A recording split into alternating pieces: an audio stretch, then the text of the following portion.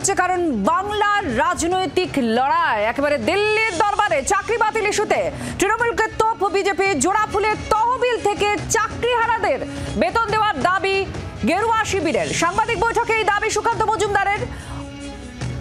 দিল্লির দরবারে বাংলার এই রাজনৈতিক লড়াই যেখানে একাধিক ইস্যু সামনে এসেছে, যেমন এই চাকরি বাতিল, সেই চাকরি বাতিল নিয়ে জোড়া ফুলের তহবিল থেকে চাকরিহারাদের বেতন দেওয়ার দাবি উঠেছে। সাংবাদিক বৈঠকে এই দাবি করেছেন সুকান্ত মজুমদার।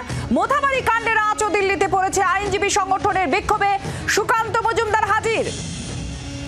রাজধানীর রাজপথে তুলকালাম। অপরদিকে এপিক ইস্যুতে দিল্লির রাজপথে শাসক দল তৃণমূল কংগ্রেসের প্রতিনিধিরা। ভুতুড়ে ভোটার কাণ্ডে কমিশন থেকে মিছিল তৃণমূল সাংসদদের।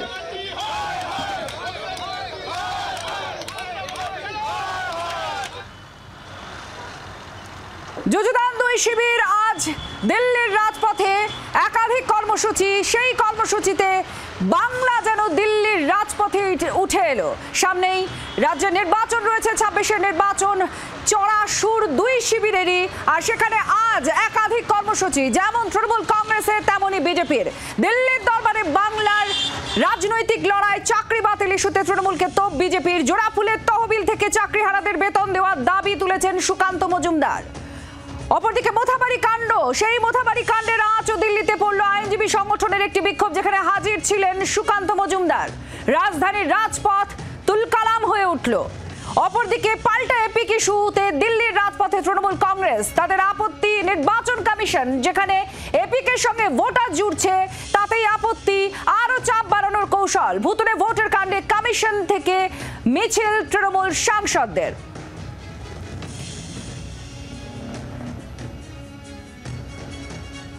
আর এইভাবেই দিল্লিতে উঠে এলো এক টুকরো বাংলা। 26-এর নির্বাচন রয়েছে, সেই নির্বাচনে একাধিক ইস্যুতে সুর চড়াচ্ছে যুযুদান দুই পক্ষ। দিল্লির দরবারে বাংলার রাজনৈতিক লড়াইয়ে তুলকালাম রাজধানীর রাজপথ। এই মুহূর্তে আপনারা নানান ছবি দেখছেন, যার ছবির মধ্যে শাসক শিবিরের কর্মসূচি আছে, অপরদিকে বিরোধী শিবির গেরুয়া শিবিরেরও কর্মসূচি আছে। রাজীব চক্রবর্তী আমাদের দিল্লির প্রতিনিধি এই মুহূর্তে আমাদের সঙ্গে আছেন, তার সঙ্গে কথা বলবো। রাজীব, খুব গুরুত্বপূর্ণ সময়, আর সেই সময়ের মধ্যেই এই ঘটনা প্রবাহ। সামনে নির্বাচন আমাদের রাজ্যে, আর কোনো পক্ষই 1 ইঞ্চি জমি ছাড়তে নারাজ। সেই জায়গায় আজকে বাংলা কিভাবে দিল্লির রাজপথে উঠে এলো?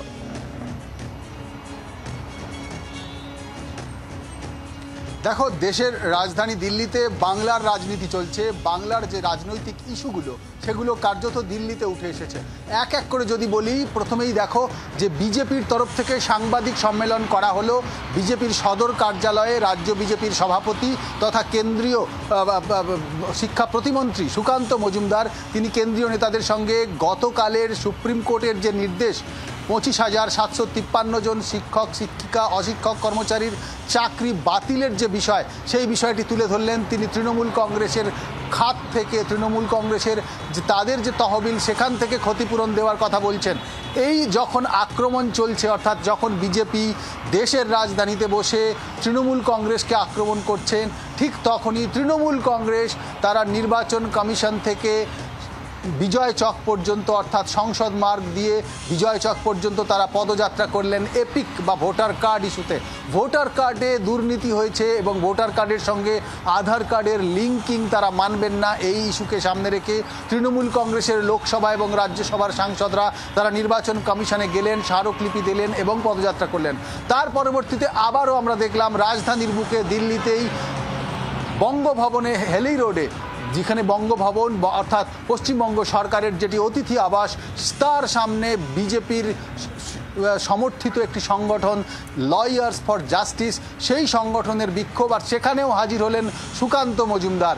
সেখানের বিক্ষোভ বা বঙ্গভবনের সামনে মুখ্যমন্ত্রী মমতা বন্দ্যোপাধ্যায়ের বিরুদ্ধে স্লোগান, তৃণমূল কংগ্রেসের বিরুদ্ধে স্লোগান, রাজ্য সরকারের বিরুদ্ধে স্লোগান। ইস্যু ছিল মোথাবাড়ি সহ একাধিক জায়গায় হিন্দুদের ওপর অত্যাচার হচ্ছে এই ইস্যুটিকে সামনে রেখে তারা আনলো। অর্থাৎ আমরা পশ্চিমবঙ্গের রাজনীতিতে যে ইস্যুগুলোকে বর্তমানে দেখছি, একদিকে 26,000 শিক্ষক শিক্ষিকার চাকরি যাওয়া, একদিকে ভোটার কার্ডের এপিক যে ইস্যু অর্থাৎ ভুয়ো ভোটার কার্ড, দ্বিতীয়ত আবার যখন আমরা দেখছি যে হিন্দু বা সংখ্যাগুরুদের উপর আক্রমণের বিভিন্ন জায়গায় খবর আসছে, সেই ইস্যুগুলি কিন্তু আজকে রাজধানীর হাওয়া গরম করলো। সংসদ অধিবেশনে, বাজেট অধিবেশনের আজকে শেষ দিন, আর শেষ দিনেই একেবারে দিল্লির হাওয়া গরম করলো বাংলার রাজনীতি। ধন্যবাদ। রাজীব চক্রবর্তী আমাদের প্রতিনিধি ছিলেন আমাদের সঙ্গে।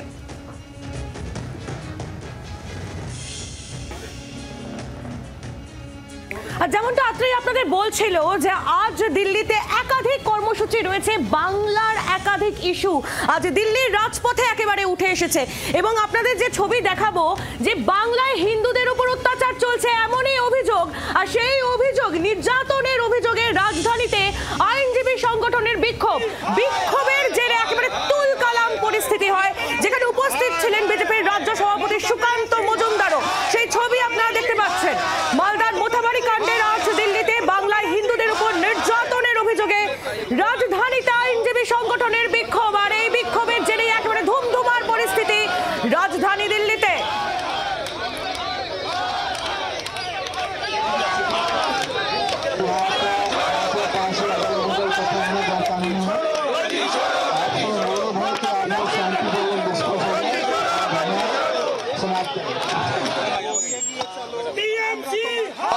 জাস্টিস এই সংগঠনের নামে দিল্লিতে বঙ্গভবনের সামনে, হেলি রোডে যে বঙ্গভবন, সেই বঙ্গভবনের সামনে বিক্ষোভ চলছে। আর সেই বিক্ষোভ প্রদর্শনে উপস্থিত হয়েছেন কেন্দ্রীয় প্রতিমন্ত্রী সুকান্ত মজুমদার, রাজ্য বিজেপির সভাপতি সুকান্ত মজুমদার।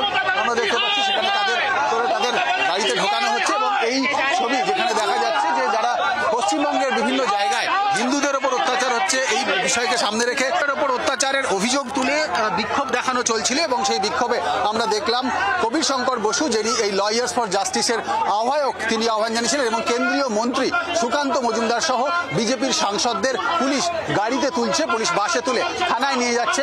আর এইভাবেই দিল্লির বঙ্গভবনের সামনে একটা উত্তেজনার পরিবেশ তৈরি হলো। নয়াদিল্লি থেকে রাজীব চক্রবর্তী, জি24 ঘন্টা।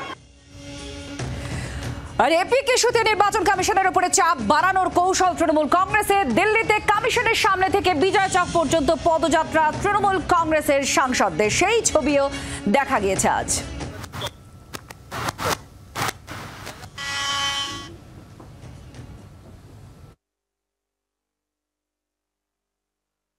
এক প্রতিনিধি দল, তারা মুখ্য নির্বাচনী আধিকারিকের কাছে গিয়েছিলেন। তারা গিয়ে একটা স্মারকলিপি মুখ্য নির্বাচনী কমিশনারকে দিয়েছে।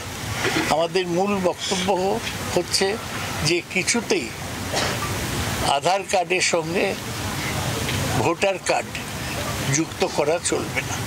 তাতে যে ডিসক্রিপেন্সি আছে সেইটা আরও বেড়ে যাবে। বাংলার আওয়াজ, বাঙালির আবেগ, জি24 ঘন্টা।